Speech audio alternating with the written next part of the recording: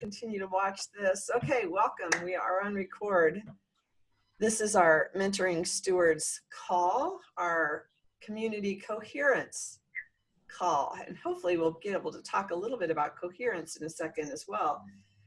It's October 14, 2020, and it's nice to have Shelly back. She's been gone a couple weeks, so welcome back, Shelly.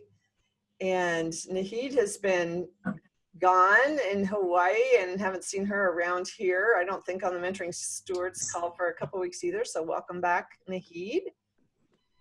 And we have a new guest with us. Gil invited his friend David Green. So welcome, David. Hopefully you'll get a feel for what these Mentoring Stewards are and our evolutionary purpose.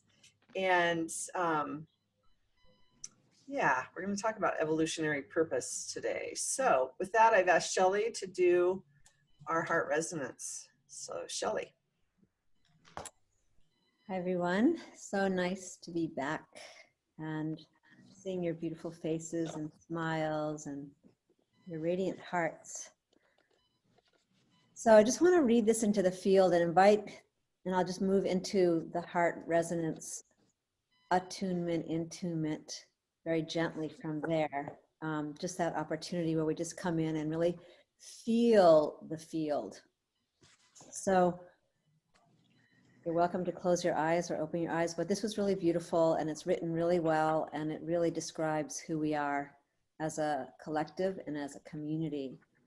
Mentoring stewards are mentoring and being mentored by the unified field of consciousness and the impulse of evolution itself.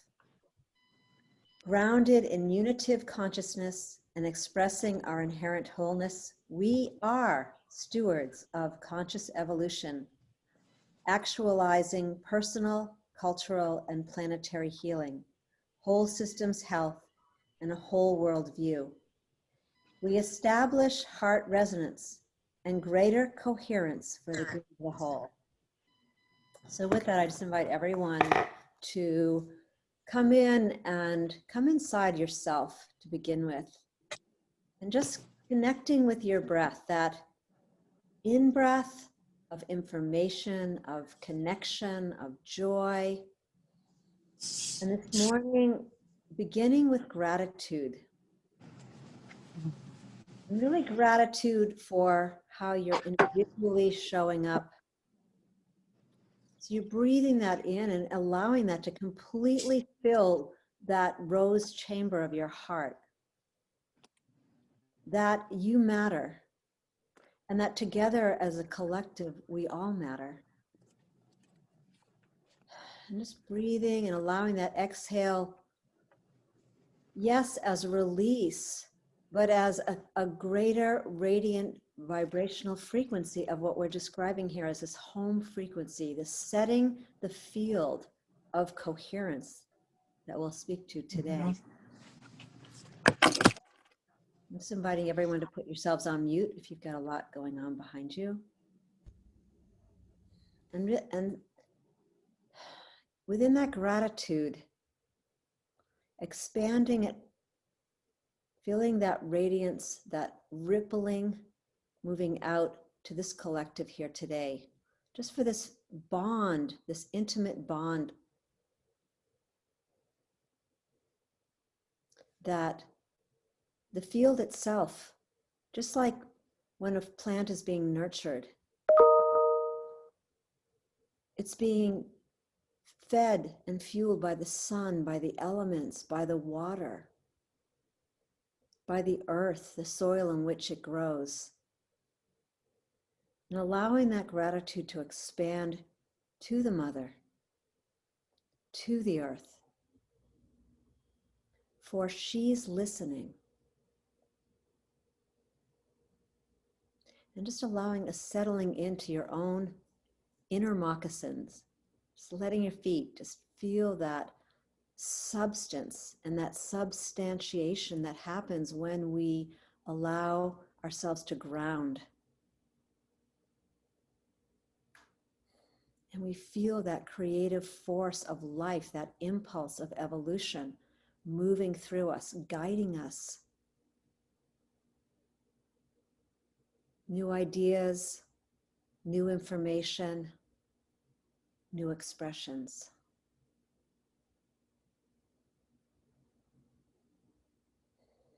And just feeling that gratitude for the lineage that you carry, the ancestral lineage, and the healing that's happening because we as a collective recognize that in each other and feel that deepest honoring,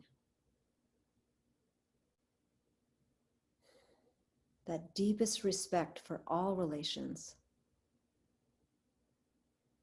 And just allowing that energy to expand out into the field of your local bioregion,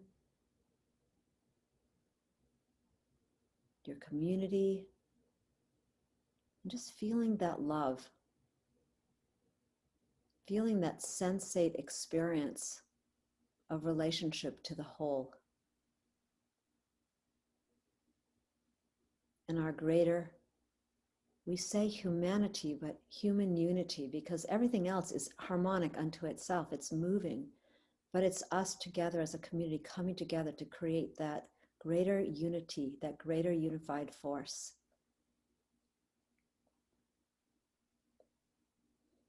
Just breathing with that and very gently, just bringing a smile back to the field. Gratitude for all that's being given and gifted in this moment and every moment. And with that, we just come back very gently, opening our eyes to this beautiful tapestry of mentoring stewards, living in service for the good of the whole. Thank you. Thank you, Shelley. I was going to read that description earlier. About 3 or 4 weeks ago when we were on here, and I spoke that into the field, Tyson said, "Is that written down somewhere? Is that somewhere?" And so I thought, okay, well, write it down so everybody can have that. And so thanks for sharing that, Shelley. And I want to just share a few other things that are emerging as we're working on the website and getting things hopefully transcending to a whole new level of who we be as a community, of those stewards that Shelley mentioned. One of the pieces that is fun is that our vision has always been that every individual feels valued, connected, and whole. Shelley just said that in there. And one of the things that popped when I was putting the vision and mission into the new website, trying to work on the website, was that it's really not that every individual feels valued, connected, and whole. Our vision is a world where every individual lives valued, connected, and whole. Yeah. So just wanted to drop that in. I think it's an important movement in us seeing ourselves as whole and humanity seeing itself as whole. And that is, a big part of our evolutionary purpose, is so that the world can see itself as whole. The whole can see itself as whole. So I just wanted to share a piece on principles, and then I have a specific piece, 2 pieces of asking for your help and bringing forward a few things today in our small breakouts. And the first one is I'm going to share the principles, what you just read of who we are as mentoring stewards. I wanted to bring that into number 1, a visual, and then a written, so you see, what are these principles? What do we really stand for? What are these guiding principles that hold us together as good of the whole? And how does that look as we're putting together the global transition team, as we're looking at expanding that evolutionary purpose as mentoring stewards? So with that, I'm going to screen share for just a moment and open my trusted Trello board here. And this is just a I'm going to read these pieces, but I want to show you what I've been calling the Trinity of Wholeness. And yet this piece is really in alignment with who we be as an organism and an organization on the planet and what that evolutionary purpose is. And we've often talked about how the very beginning is always this place of experiencing our inherent wholeness. And if you look at this, Shelley had just reminded us on the call on Monday that even Barbara Marx Hubbard's wheel of co-creation began with that impulse of evolution in the beginning, and we see that as coming into that experience of our inherent wholeness and resonance and coherence, that literally we can follow that impulse of evolution and co-create with it. So in the middle here, in the experience of inherent wholeness, and I'm going to say more about that in a second. So we experience that, and then we begin expressing, embodying, and engaging with our own inherent wholeness. And from that place, this bottom circle is an expression of our personal and local reality of literally conscious evolution, learning to live for the good of the whole. This is who we be, and I'm going to say more about that in a second. And when we begin really embodying, engaging, we learn to co-create whole systems health. And I'm going to say more about that on a global level. And then in a cosmic level, we then learn to cultivate a whole worldview. And so we've been talking these words for a very long time, and hopefully this image helps you move into that. But I just want to read then these as our 4 guiding principles. If you think of this inherent wholeness and these 3 circles as 4 guiding principles for who we be. The first, our inherent wholeness. We experience greater unity by establishing resonance and coherence as an essential healing expression of our innate embodied wholeness for the good of the whole. 2, conscious evolution. The impulse of creation is guiding the evolution of human consciousness and radical whole systems transformation. Humanity is becoming aware of our evolution in real time, and we choose to evolve consciously and live for the good of the whole. And 3, whole systems health. Personal, cultural, and planetary health are all interconnected and interdependent. For humanity to thrive, the entire planetary ecosystem must thrive. And then 4, a whole worldview. We are an integral part of one undivided whole. We and the whole world don't have consciousness. We are consciousness. Expanding a whole worldview opens an infinite field of possibility to address all of our global crises for the good of the whole. I should say to resolve all of our global crises. So I just wanted to share that with you as that sits here, because many of you have wanted more clarification on what is a mentoring steward, and as we're moving forward and literally moving from this place of a 100% volunteer organization that's been here for years to how do we move into this place of literally poising ourselves to do some significant fundraising, expanding our programs so that literally we can do this evolutionary purpose and this evolutionary work on the planet. So I just want to pause and see if there's any reflections or questions or comments before we move into more direct expression of ourselves in that place. Anyone, feel free to unmute yourself. I did mute a few of you during the resonance. Just God bless you, Julie. Having sat with those semantics, those words, those concepts, and trying to articulate them clearly and easily where they are accessible for a wide audience is so bloody difficult. And I think you've done an excellent job because I've been playing at it as well. And I think you've done a brilliant foundation, both visually, conceptually, and semantically. Well done. Thank you, Gail.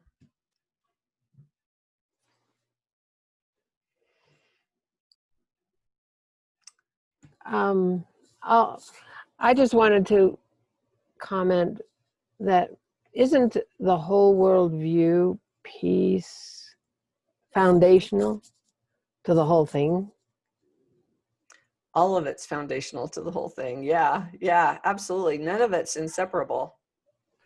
And if you could look at the whole thing as a whole worldview, you could look at the whole thing as whole systems health, and you can look at the whole thing as good of the whole, our conscious evolution. You can look at the whole thing as embodying our inherent wholeness and experience that. But literally, you're absolutely right, Connie. None of it can be separated. So that's why it becomes so hard to put into words and conceptualize. So thank you for that. Yeah. Because it seems like our worldview affects everything, It does. and that we're not going to get whole systems health without shifting our worldview and understanding our the oneness of all life. Yeah. So it seems to me that there are steps. Yeah, so thank you for that feedback. I'd love to hear more. And this is just a working piece right here, because the steps literally, it's like to shift the worldview. If you don't have that experience of inherent wholeness, if the whole doesn't see itself as whole, it's hard to create that worldview, because we're in a worldview of separation. So it's like, how do those things work together, and how do we optimalize that for our evolutionary purpose here? So you're spot on. It all begins with the whole worldview, and yet how do we get to the place where it begins with the whole worldview when people are holding it in another? Yeah, Gail. But it is our true nature, It is our true nature. and it is the true nature of the universe.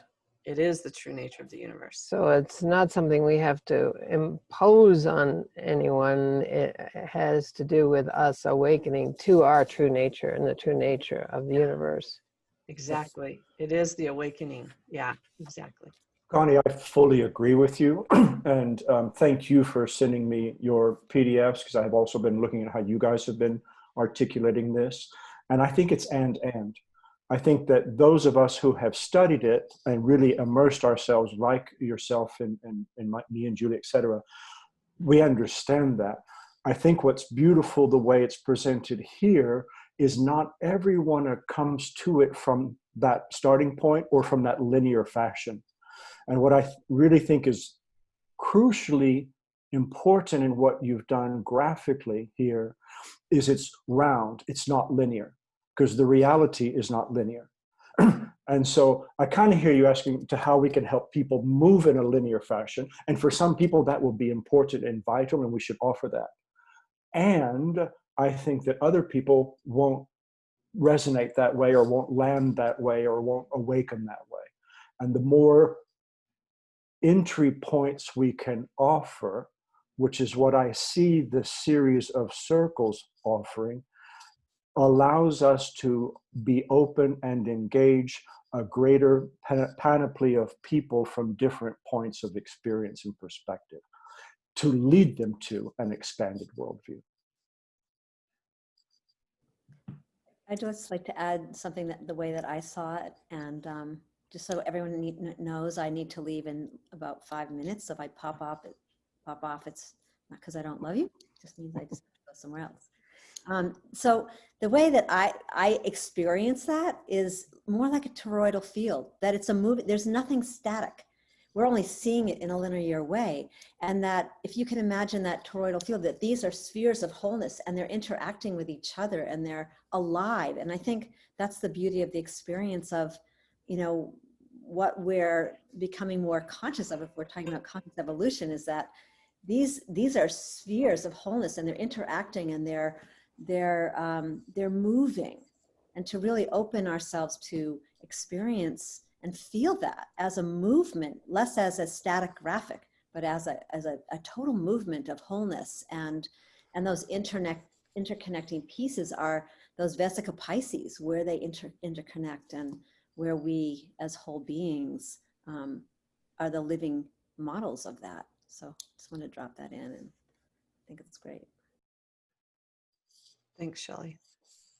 And I would ask just real quickly, Oriana, because with Oriana really discussing the other aspect I see really beautiful again in the graphic is the sacred geometry of it.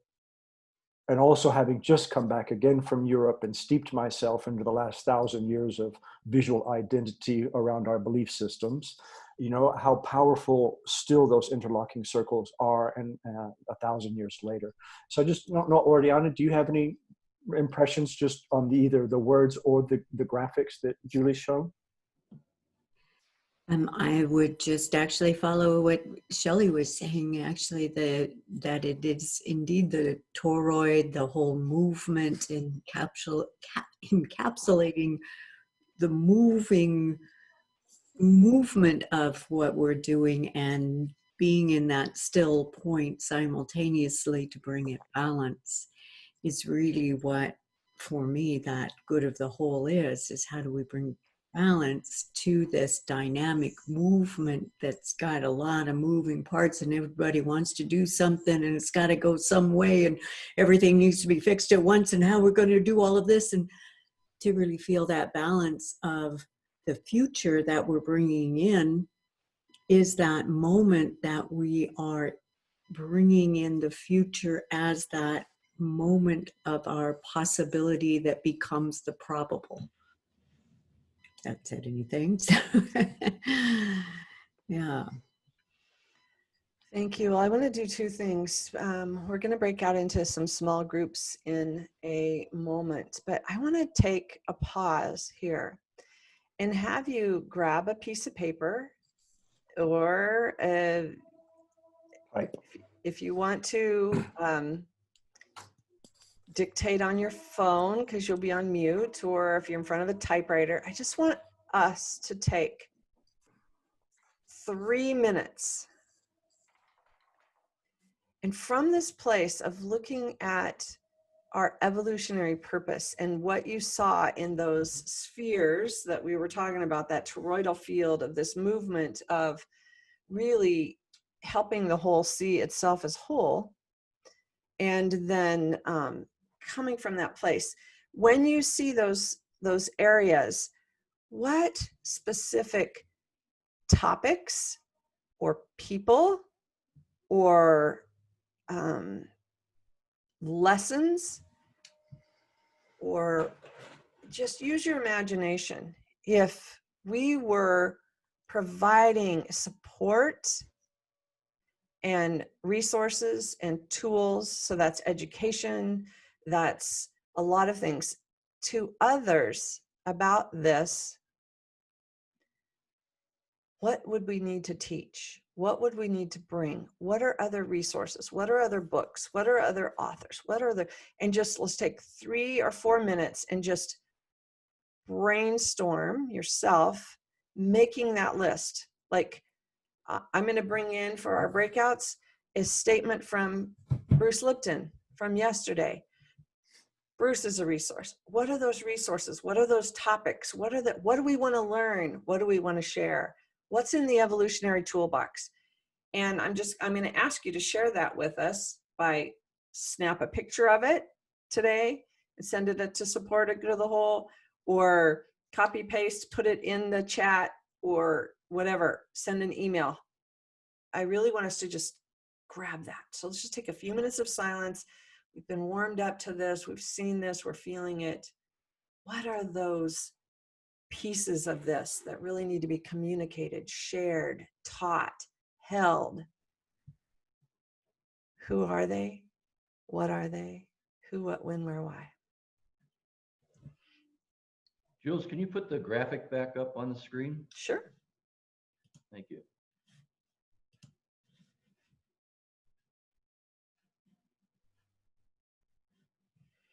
We have just 3 minutes here.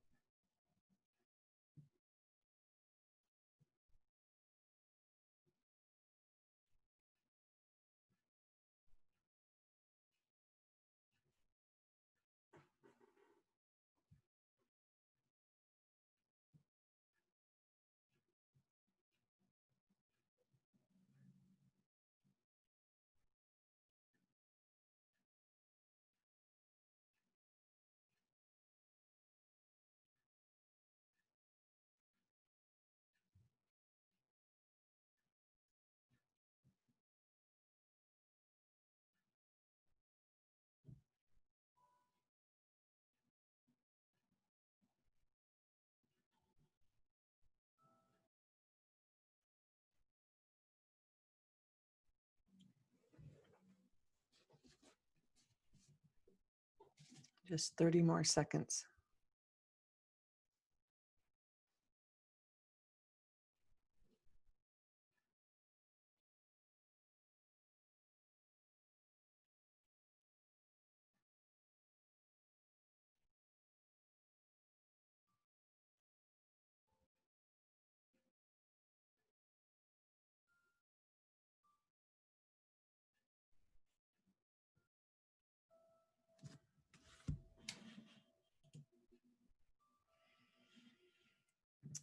Okay, thank you for that.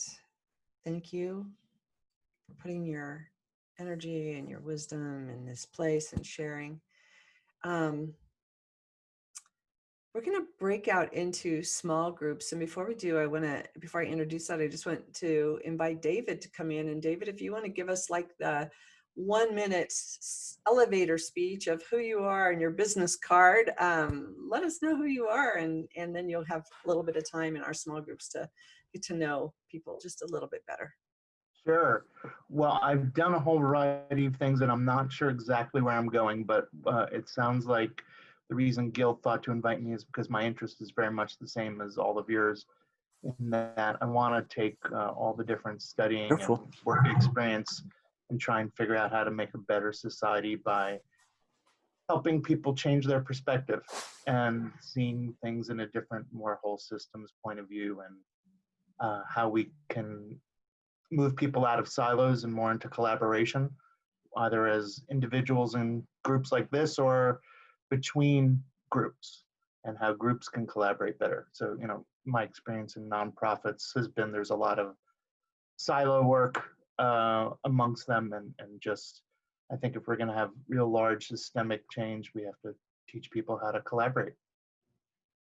Thank you, David. That is My like pleasure. Thanks for being here.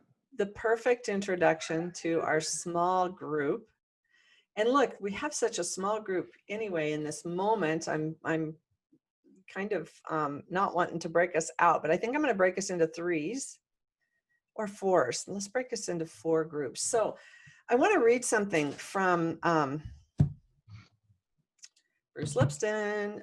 So yesterday on my show, or today is going to be on in just a few minutes here, I'm doing a series on our moment of choice. And yesterday I had the honor of being with 3 icons. I don't know if you saw my posting on Facebook about it, but Bruce Lipton, Joan Borisenko, and Larry Dossey. And it's like, wow, icons, pillars, pioneers. But all 3 of them together I've had them all 3 on my show, but all 3 of them together was really fun, especially before the show and after the recording. That's what was really fun.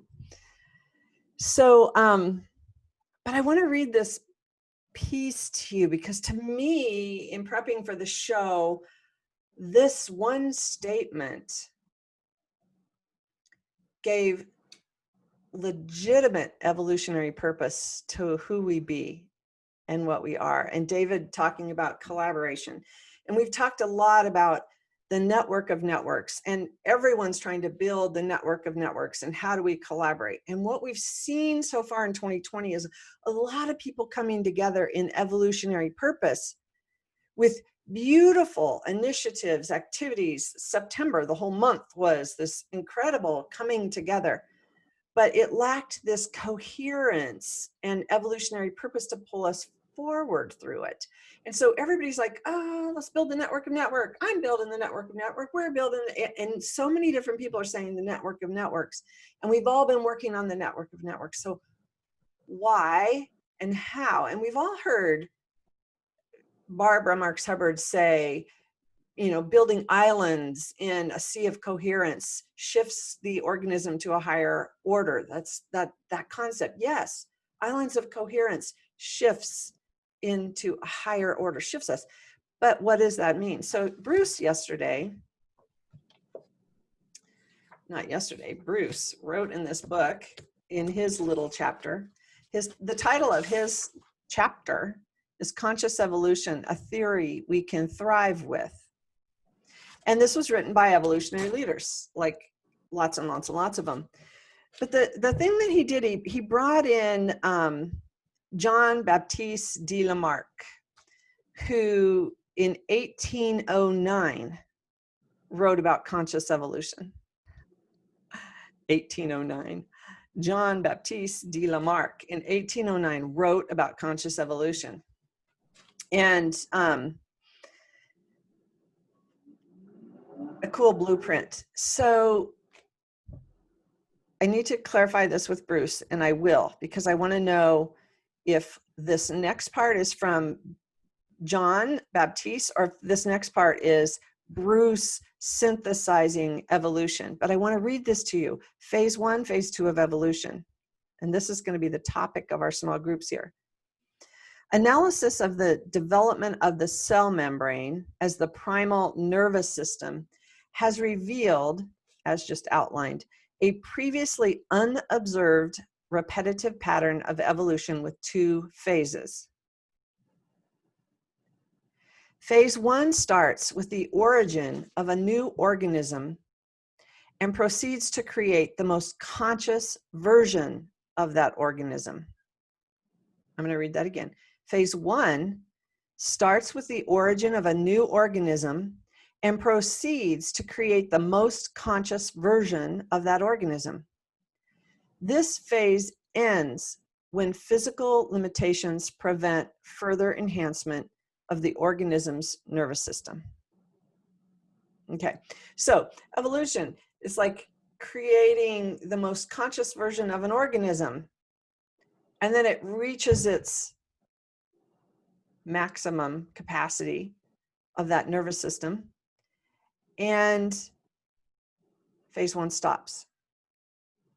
And then phase 2 advances evolution by increasing consciousness through the assembly of individual organisms into cooperative information sharing communities. I'm going to read that again, because this is what Barbara Marx Hubbard was talking about.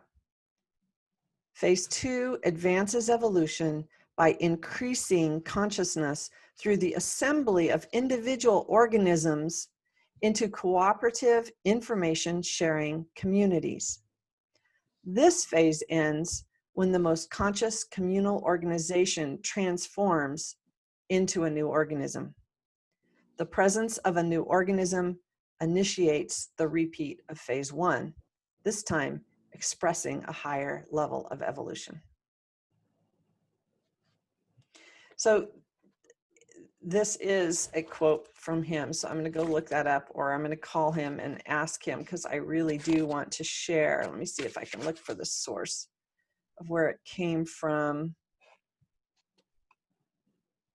really quick for you. But if you're interested, I'd be happy to send a photocopy of this. And let's see here, evolution. This was research by a couple researchers on evolution. So it is research in epigenetics and behavior. So this is page 153 of our moment of choice, if you're interested. So what I want us to do is, when you look at the concept of islands of coherence coming together, remember it's the coherence. And I believe we're past the stage of islands of coherence. I think we've got them. We've got islands of coherence all over the planet. We have islands of coherence in organizations. We have David coming in because he's resonant and he's feeling that strange attractor of coming in because, yeah, this is my evolutionary purpose too. So we're at that stage where we have islands of coherence.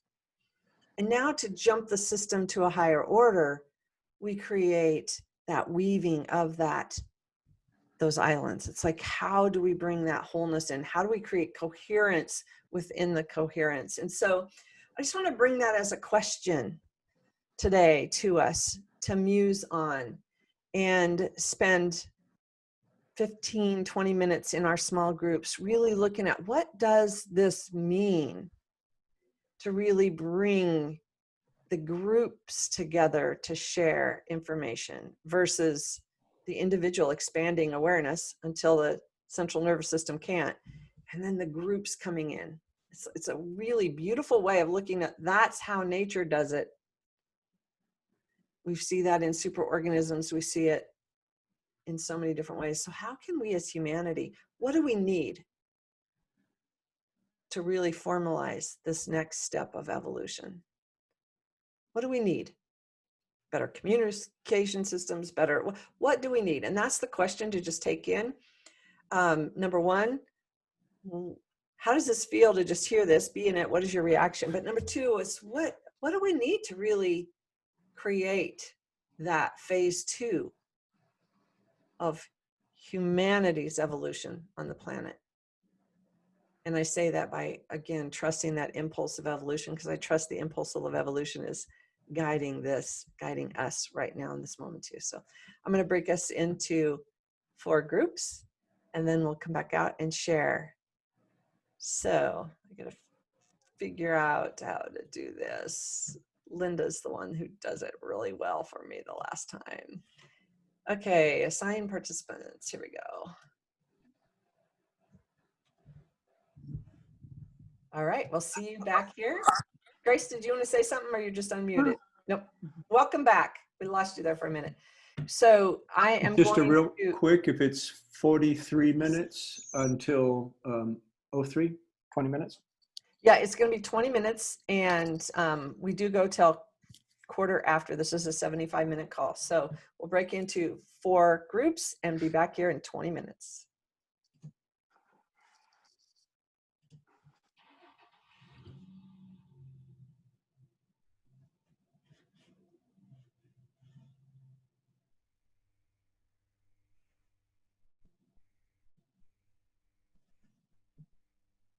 I don't know how to get, I must be in my room. Nope.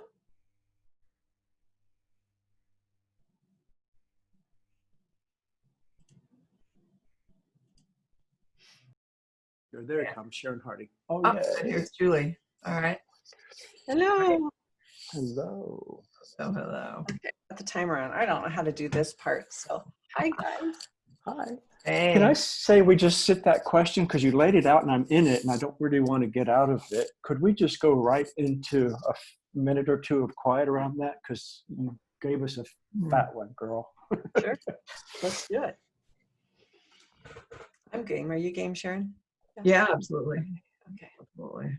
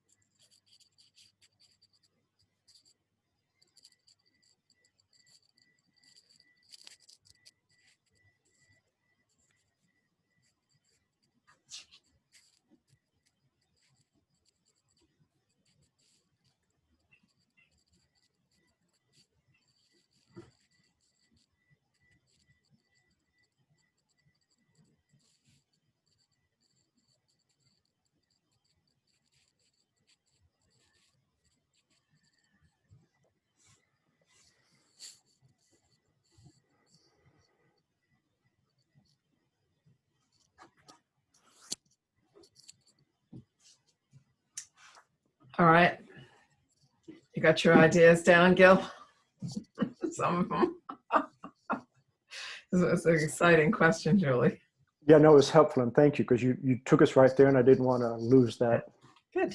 that Well, space. you go. I have. So I'm just going to read that piece of that is that phase 2 is increasing consciousness through the assembly of individual organisms into cooperative information sharing communities. Okay. Assembly of individuals. Assembly of individual organisms Yep. into cooperative information sharing communities. So, Julie, the first thing I thought of as you said that was the human body, which is exactly that. I mean, there's more bacteria in us than anything else, right? And we are, and they're all communicating and cooperating. And to be a healthy organism, Yep. you know, that each cell, each part, each organ has to be be thriving. And as they are thriving, that communication is all going on. There's communication, so, you know, so forth. So there's an example right there. And so what you're talking about, and so within the limits of our nervous system, we have, you know, we are achieving that harmony and that thrivingness. But then your bigger question, how does humanity do this? And I'm seeing it in the context of nature, of the evolutionary impulse. So number one, I'm feeling we don't do it. We don't do it. We participate in the happening of it. So, and what I was seeing was that exactly what you said was happening in September with all these different groups, really, you know, creating networks and creating hubs and focusing on these topics. That's all part of it. And when you think about a network of computers, you know, in a global brain, the internet, which is part of all this, and the fact that we're all connected through that right now here, it's not one big computer that then organizes all the rest of the computers. It really is just all these hubs communicating with each other, right? That then creates something that anybody can tap into from any one of those points. So that was what was coming up for me. And so what do we need to teach or to do individually as people is we have to develop our ability to listen. So as Oriana was saying, to listen to what is our expression, what is our impulse, each of us individually as our missions or whatever. And if we're doing that, we're going to naturally connect with these other pieces and things are going to unfold from there. And some people have bigger roles to play, but every role is essential to the whole.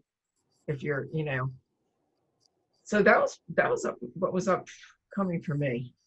And I missed a little bit of the intro when you were going through the diagram and the pieces because my husband suddenly, we've been looking for the last few days, pine siskins are erupting this year.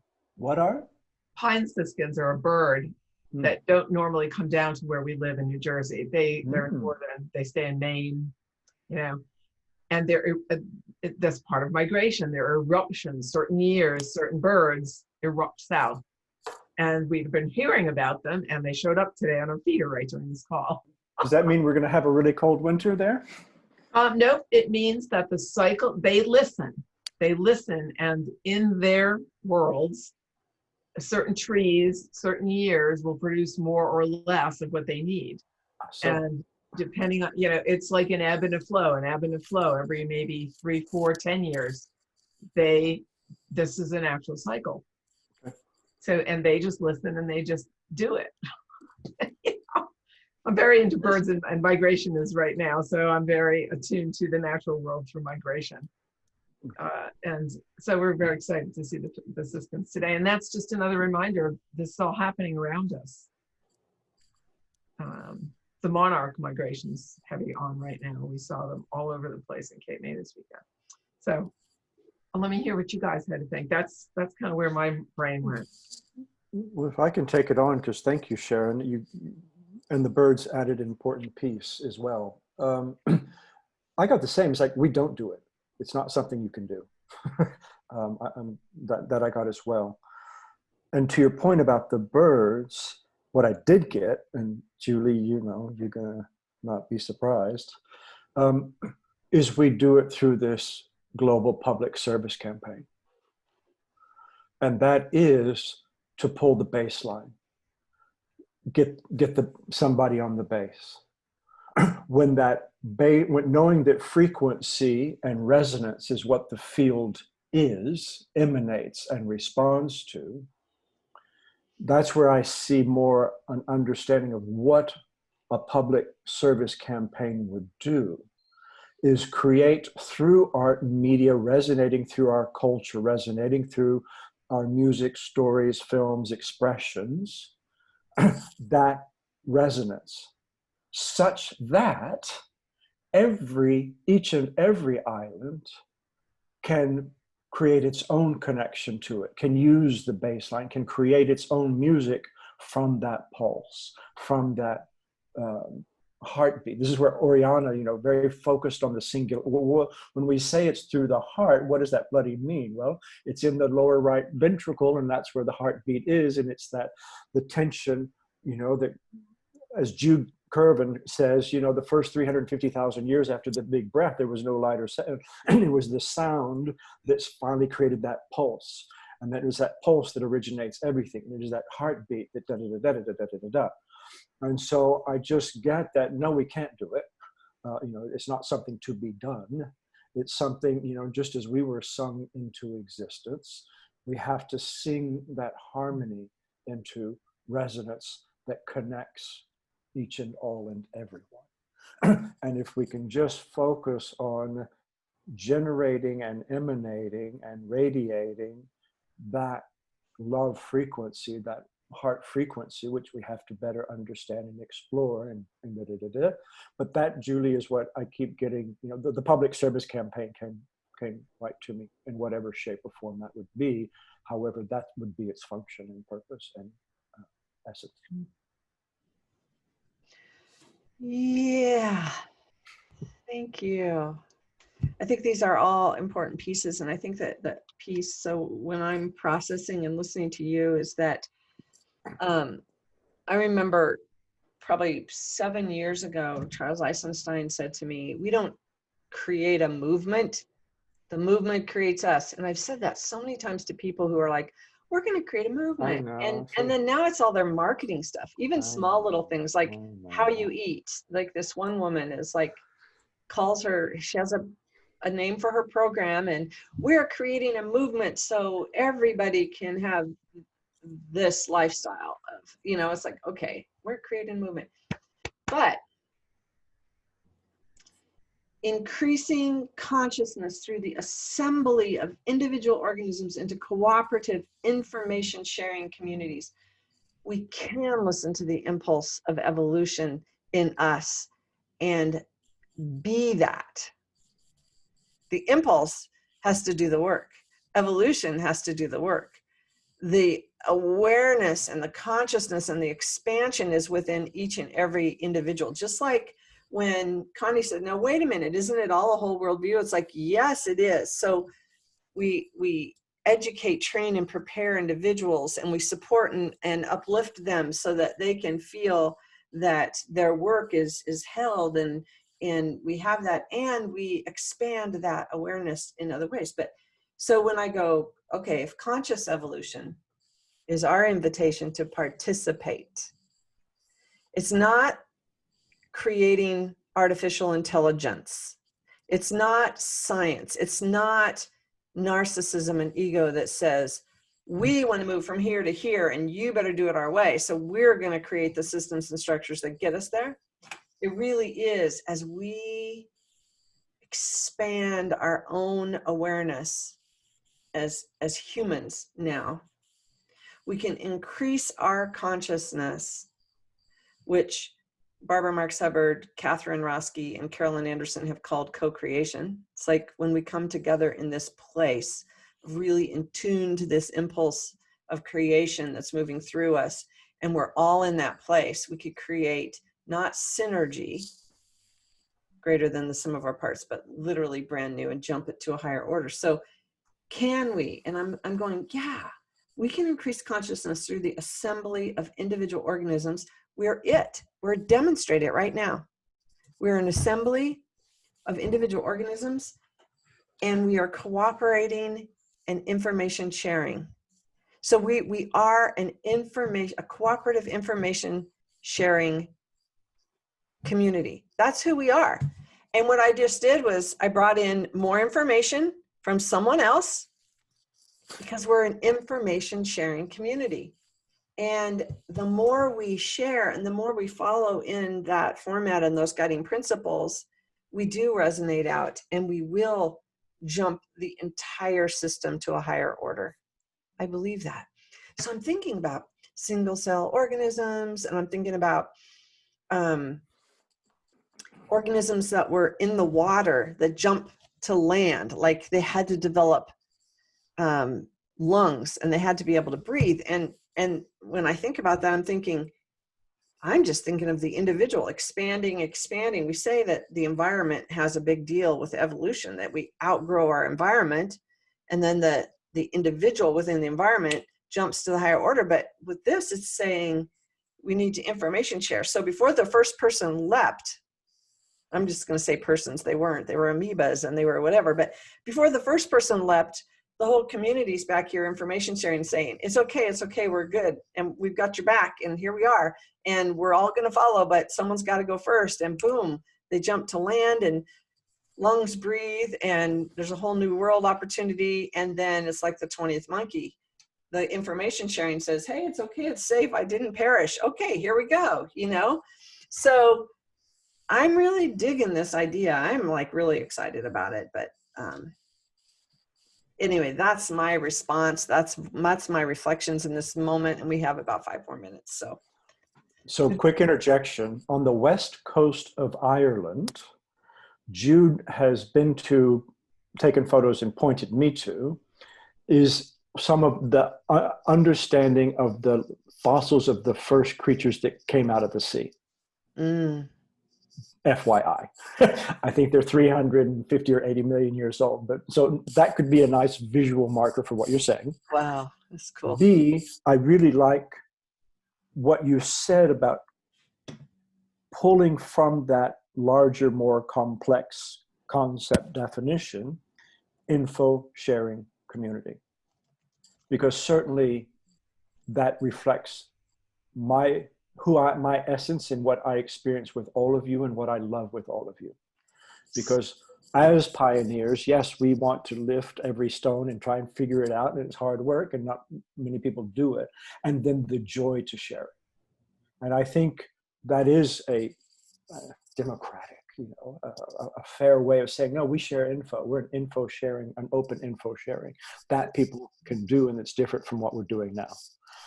And without saying the whole worldview, as Connie was pointing out, to describe it, it's embodying it, expressing it. We openly share info. I think that's great. And that could also be a key marker definition of what a public campaign would do, a public service campaign. I would just add an adjective on info, whether you call it evolutionary info or heart-centered info. It's more than just information. It is information of this frequency that we're talking about. That's what we're sharing. So well, and I would even ratchet up there and say in the hierarchy of data and information, we're actually trying to share wisdom. Because you have data, which becomes information, which becomes knowledge, which becomes wisdom. And my understanding of this evolutionary threshold we're in is crossing a wisdom barrier. Yeah, I think that's a good distinction to make. We're a wisdom and sharing. I think, as you look out at these islands of coherence, some of them are very science-based. Some of them are pure data that's been being gathered, like the eBird database, biggest database globally now is the eBird database, where they're tracking birds, and that leads to conservation and understanding of all these things. So there is that, and I bring that into this. I'm one of those people that connects this to that. But I think I've always seen my purpose way back as a connector. I'm a connector cell. I think we're all connector cells. So, and for the good of the whole, I mean, that's what you set out to be. So we are a network of networks, and there will be others. And it's, we are one of these global coherence ones, but our purpose is just to keep raising that frequency as high as we can imagine it, as we can bring it from the future, as Oriana would say.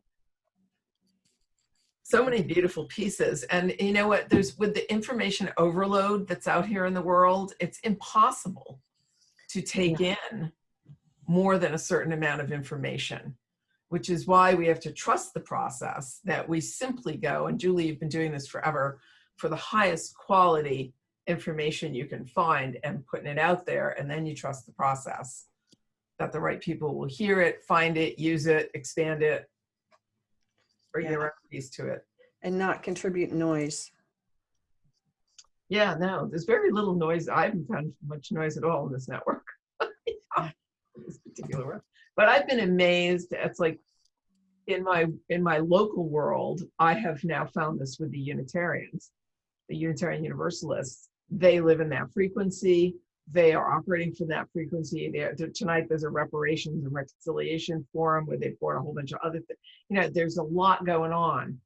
So it's finding, so each of us is then in our own community doing so many other touch points. And then we come back to this community with that richness. Yes. Share whatever piece of it makes sense.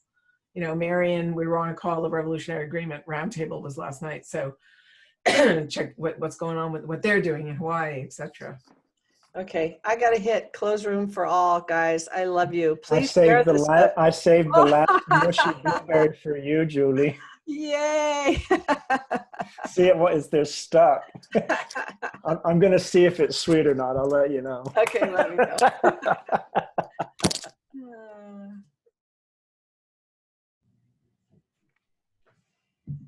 It's us. Where'd Gil go? I thought we would just end He'll up be back. here. Where'd he go? I don't know, but we're in the main room. We are. Where's everybody else? I hope I did it okay. I think you probably gave them the 1 minute warning. Oh, you know what? When I closed it out, I was supposed to close it at 1 minute. So I gave them the 1 minute and then it gives them another minute. So it was my mistake. Okay, so they may have another minute. Yeah. And then will come. So they're coming. God, now he had a good session. I need. Well, you really can almost reach out. I could feel that kiss. Yeah. Are you back on the mainland, honey? Or are you still in Hawaii, Nahid? No, I am in Maryland. Okay. Maryland? Mm-hmm. Down the street from me. We should connect in person. Mm. Okay. We have everyone but one person lost somebody. That was Grace had to jump off. Okay, it was Grace. So let's just harvest a little bit. Opening this up to whoever wants to jump in. We had a great conversation and love to hear what how the other groups did. May I just throw in first that I'm hosting the hour in the Residence Lounge, so I have to jump over there. I don't know if anybody's in that room yet, but I forgot to bring my computer, so I don't know. Sorry. That's okay. But they know that this is until 15, so I'll probably leave at that point. Thank you. Okay, you're welcome.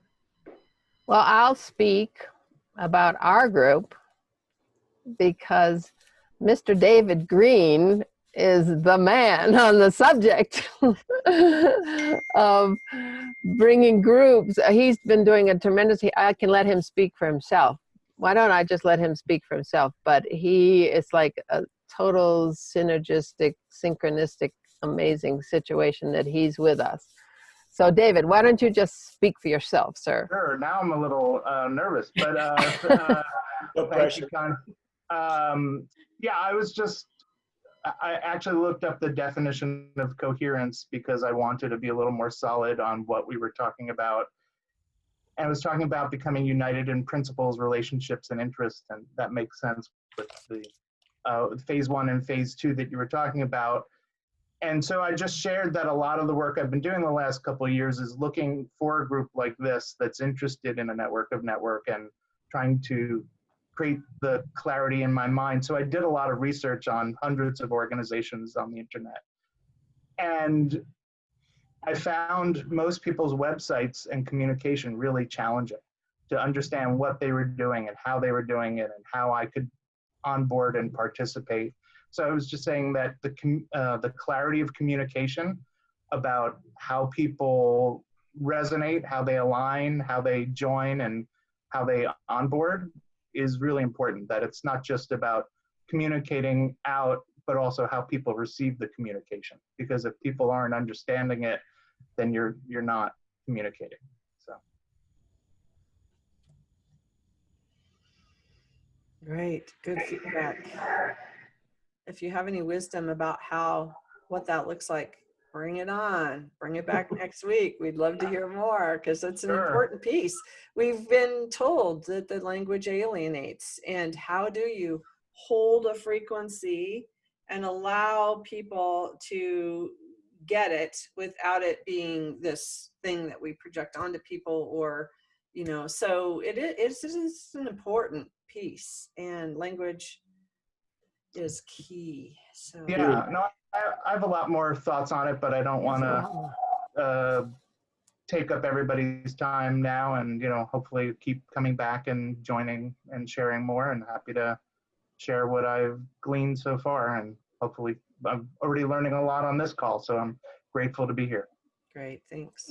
Yes, he has a lot more to bring in very specific categories. So I suggest you harvest from David what he knows or that we do. Thank you, Connie. I appreciate that.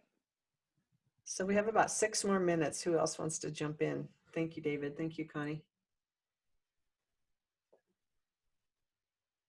Well, I would love for John and Amani to be able to express, if I can synthesize and follow what David was saying, that it kind of boils down to each one of us being a cell that's going to reach its healthiest point and to coalesce with other healthy cells.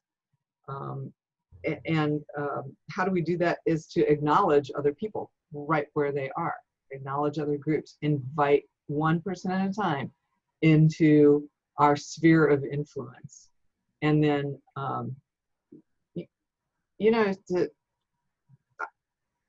I'm stumbling over the words here because there was so much that happened and it was so beautiful. To show up for others as we are having the direct experience that we are energetic beings and that we're all energetic beings. And that vibration touches other people in one way or another. And that sphere of influence that we are can be a healthy cell or an unhealthy cell, like Bruce Lipton would say.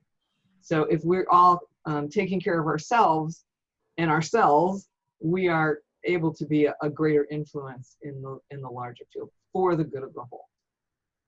And that's kind of my summation. I would love to just let John and Amani pop in. Well, I'll pop in real quickly and then I'm going to leave. And essentially, I brought in a piece of Bruce Lipton's research, his beautiful biological research, saying that around each cell, the outer circumference is a transmitter and receiver of the energy field itself, and is a receptor of the environment that's outside the cell and how that comes into the interior of the cell. And as Linda was saying, is that creating health or not health? And so there's a sphere of influence each one of us has. We're all vibrating at the unified field level, but it's being transmitted through holographically in slightly different ways. And so what is my personal sphere of influence as part of good of the whole, that I can reach those that are vibrating at that same frequency, and more importantly to me, the ones that are just outside that sphere of influence that are really longing for and ready to move in to that vibrational frequency. And each of us in good of the whole has that slightly different frequency of the whole.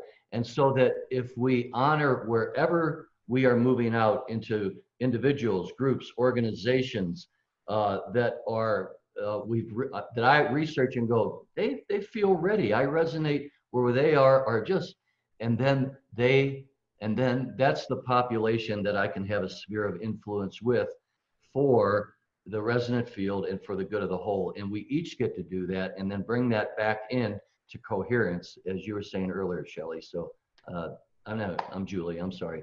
So with that, thank you very much. And I'm going to be leaving here, and I wish I could stay on for about 3 more hours. You're a beautiful group of people. Thank you. John, can you give me 30 seconds? Yeah. Because this is so beautiful the way it's weaving.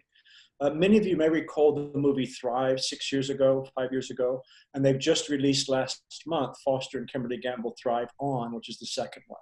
And I've been watching it last night. And in some of the biohealth they're determining in cancer, it wasn't so much the cells, it was the interstitial fluid that the cells are floating in. And John, you just went there by going to the membrane, but then, and Linda, you started it with the cell, and the point they made is that, and what I think we can create is that frequency in which all of those cells at their different points is what helps create the healthy unified field. And I'll put the link into the movie. So I would like to add to that, knowing that this Weka is the transmitter and the receiver. Why do we keep going out? You ask Julie, what do we need? And I loudly heard awareness of feeling the field.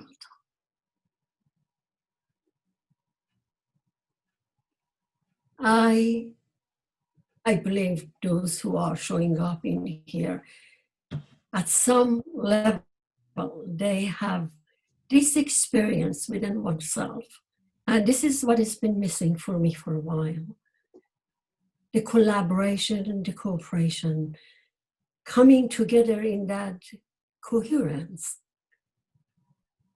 First within oneself, in this space that I am occupying, and then coming together as these individuals to create that state of being beyond our knowing and our mind, to connect and create a network that can show up in our intelligence that we have become, that we are, to receive the new coming. Thank you.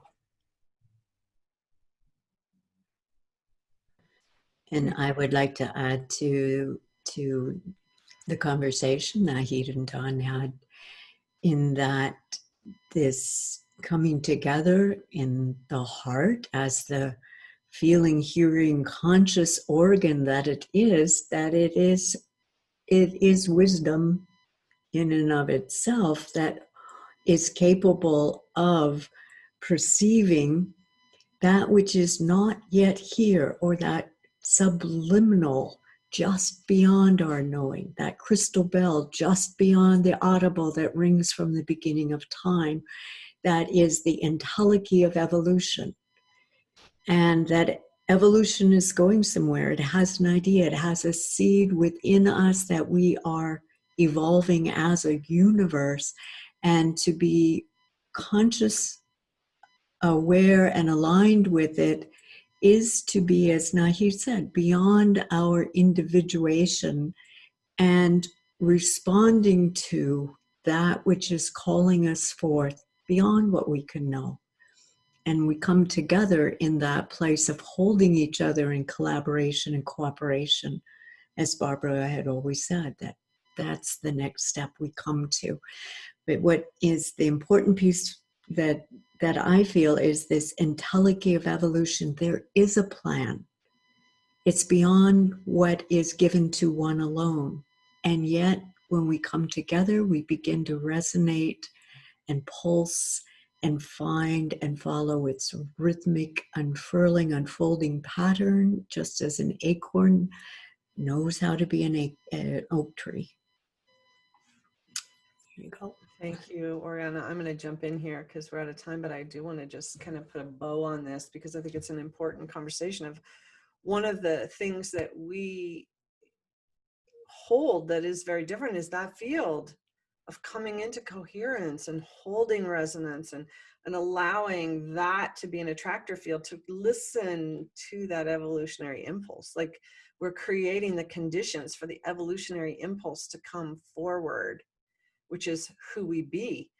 And as good of the whole. And the balance, the dance with the evolutionary impulses that literally, and Bruce said something about this yesterday. I was going to say, John, were you listening to Bruce when Bruce was talking about how there's broadcast frequencies, and then there's a lot of those frequencies that are within the broadcast frequencies, and that it is important to go out as well as to stay in.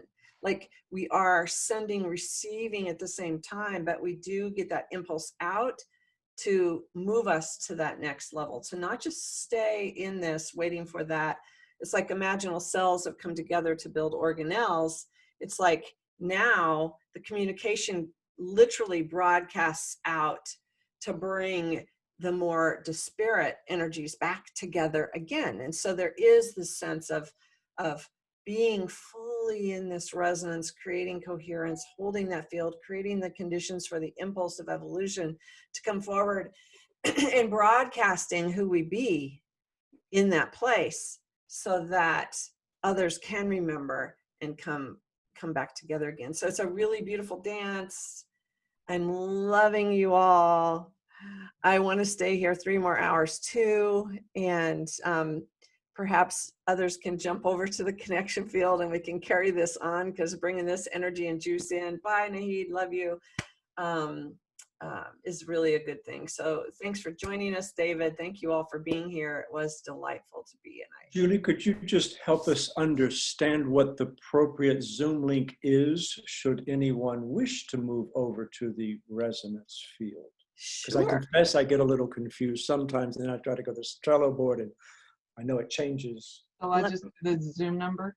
Yes, And do you have it, Linda? Also new for David to know in case David would like. And David, you can find out by going to connectionfielddigest.org and you'll get our weekly digest and you'll get all the number password. But for now, Linda, do you want to share it? Oh, there it is. It's in the chat. 333-108-9333. And then the password is 555-GOOD. Password is 555-GOOD. All lower caps, I think. Yes. All lower, yeah. Yeah, come over now. All right. I am loving you all. Thank you, thank you, thank you. Mwah. Thank you so much, everyone. I'm not sure I'll be Beautiful able to join at that. I'll try and figure it out soon. Yeah, we're always here on Wednesdays, David. Nice to meet you. We Okay, great. And connect thank you through- again, Gil. I greatly appreciate it. Thanks, everyone. Let's carry this conversation forth. Let's do it. Absolutely. Amen. I mean, I'm not coming in now, but let's keep it going, please. This is important. should- We are doing what this said. I was telling my small group, Sharon and Gil were there, that we are an assembly of individual organisms cooperated in cooperative information sharing, wisdom sharing community. So Frequency. With the unified field. with Yeah. that Bring unified- it on. And Amani does it through Set music. up, Connie. And post this recording on the Mentoring Stewards Facebook page, and we'll be able to, Continue the conversation. yeah, continue. Amen. All It was right. very good. Happy People hump be back day. here